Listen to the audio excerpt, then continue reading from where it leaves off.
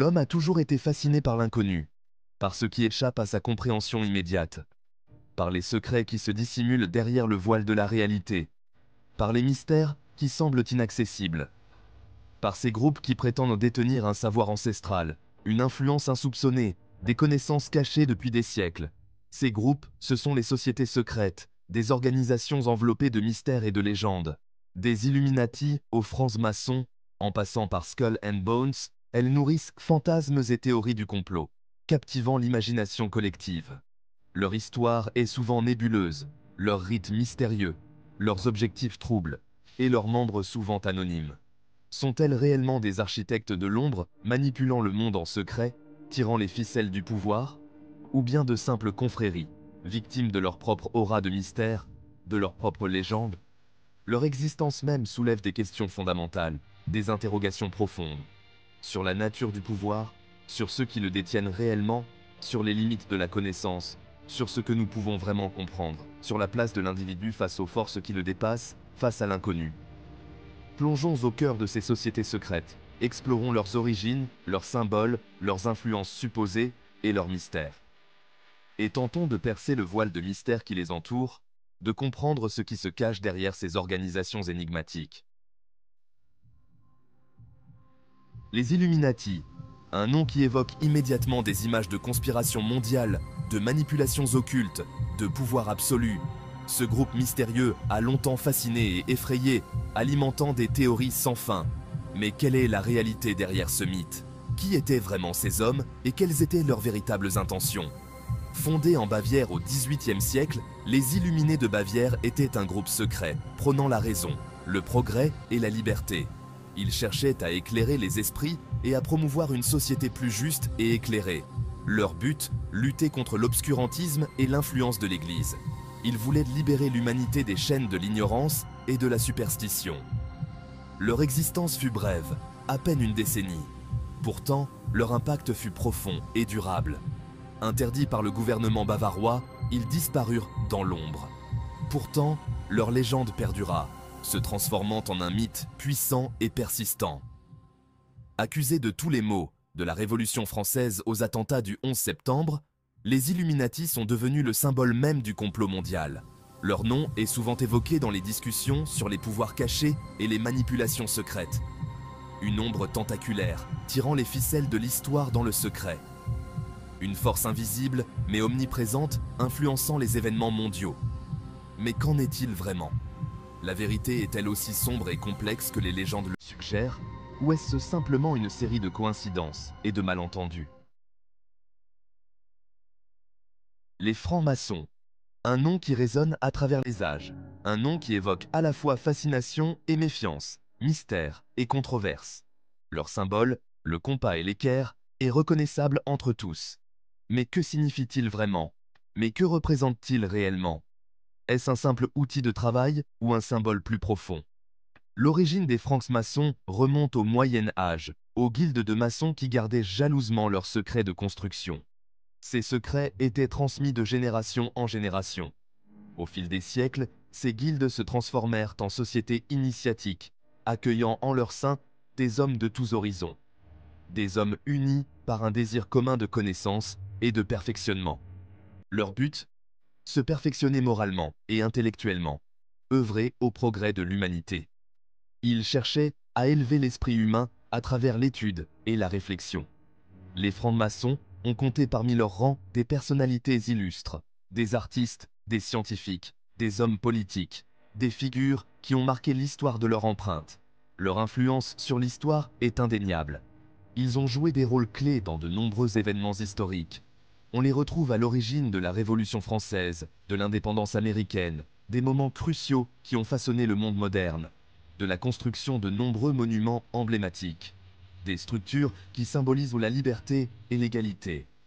Pourtant, ils sont souvent accusés de former une société secrète, œuvrant en coulisses pour servir ses propres intérêts. Des accusations qui alimentent les théories du complot et les suspicions. Skull and Bones, la tombe. Un nom qui évoque le secret, le pouvoir, l'influence. Cette société secrète, fondée à l'université de Yale au XIXe siècle, est entourée d'un halo de mystère. Ces rites d'initiation sont dignes des meilleurs romans d'espionnage. Ses membres, triés sur le volet parmi l'élite de Yale, sont promis à un brillant avenir. Présidents, banquiers, hommes d'affaires, ils occupent les plus hautes sphères du pouvoir. Parmi eux, on compte des noms célèbres. Des Bush, des Clinton, des Rockefeller. Leurs détracteurs les accusent de former une caste dirigeante occulte, tirant les ficelles du monde. D'autres y voient simplement un club d'anciens élèves influents. Qu'en est-il réellement? La part du mythe, la part du réel. Les sociétés secrètes fascinent autant qu'elles inquiètent. Leur existence même est un appel au mystère, un défi lancé à notre soif de connaissance. Sont-elles réellement des organisations toutes puissantes, œuvrant dans l'ombre pour contrôler le monde? Ou bien de simples confréries, victimes de leur propre aura de mystère? Il est difficile de démêler le vrai du faux. La réalité est souvent bien plus complexe que les fictions que l'on imagine. Il est indéniable que certaines sociétés secrètes ont eu une influence réelle sur l'histoire. Mais de là à affirmer qu'elles dirigent le monde, il y a un pas. Un pas que nous ne franchirons pas sans preuve tangible. Symboles et signatures cachées. Le langage des symboles est au cœur des sociétés secrètes. Chaque symbole est porteur d'un sens caché, d'un message codé. L'œil dans la pyramide des Illuminati, le compas et l'équerre des francs-maçons, le crâne et les tibias de Skull and Bones. Autant de signes distinctifs, de marques de reconnaissance. Ces symboles sont omniprésents. On les retrouve sur des monuments, des billets de banque, des œuvres d'art. Pour certains, il s'agit de preuves irréfutables de l'influence occulte de ces sociétés. Pour d'autres, ce ne sont que des coïncidences, des interprétations abusives. La vérité se situe peut-être entre les deux. Pouvoir et influence. Mythe ou réalité? L'une des questions les plus débattues concernant les sociétés secrètes est celle de leur influence réelle. Sont-elles réellement des centres de pouvoir occultes, tirant les ficelles du monde?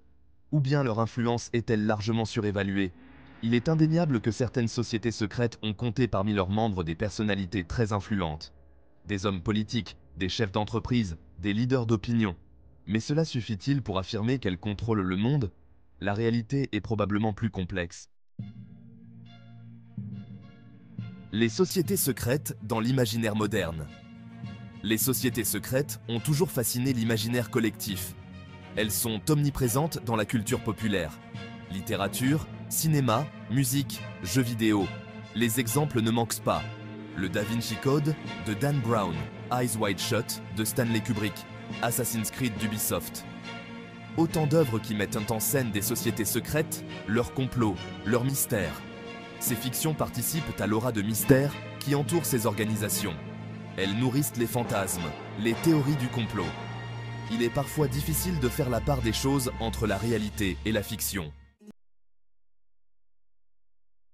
Entre fantasmes et théories du complot, les sociétés secrètes sont souvent au cœur de théories du complot. On les accuse de tous les maux. Guerre, crises économiques, attentats terroristes. Pour les tenants de ces théories, rien n'arrive par hasard. Tout est orchestré par ces organisations occultes, qui tirent les ficelles dans l'ombre. Ces théories, souvent farfelues, reposent sur des interprétations biaisées des faits, des corrélations abusives, des témoignages douteux. Elles prospèrent sur la peur, le besoin de trouver des explications simples à des événements complexes. Il est important de garder un esprit critique face à ces théories, de ne pas prendre pour argent comptant tout ce qui se dit. La quête de vérité et ses limites. La quête de vérité sur les sociétés secrètes est semée d'embûches.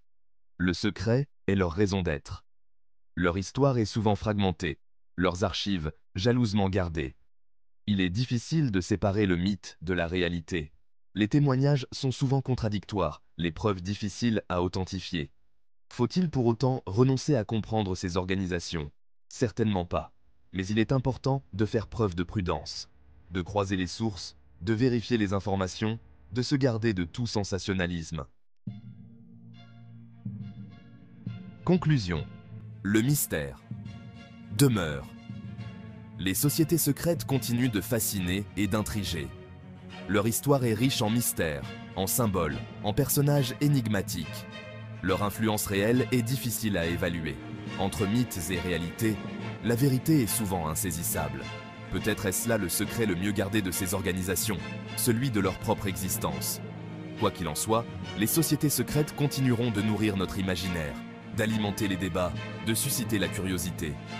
Car l'homme sera toujours attiré par l'inconnu, par le mystère qui se cache derrière le voile de la réalité.